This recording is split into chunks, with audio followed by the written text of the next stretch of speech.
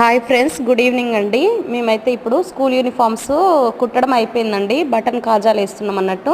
ఇదిగో ఇట్లా పెద్ద మిషన్ మీద గుండీలు కాజాలు వేయడం జరుగుతుంది అన్నట్టు.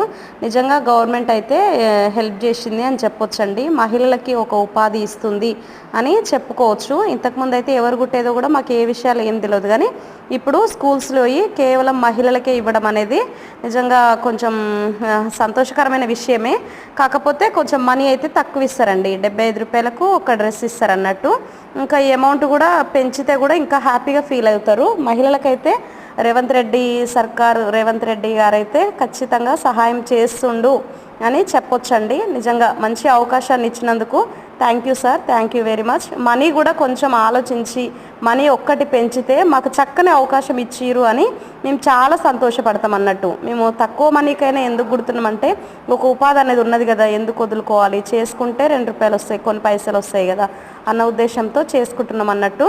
కానీ ఎక్కువ వస్తాయి కదండి, ఇవి ఎక్కువ కుట్టుకోవచ్చు అనేసి ఆ ఉద్దేశంతో కుడతా ఉన్నాం అన్నట్టు.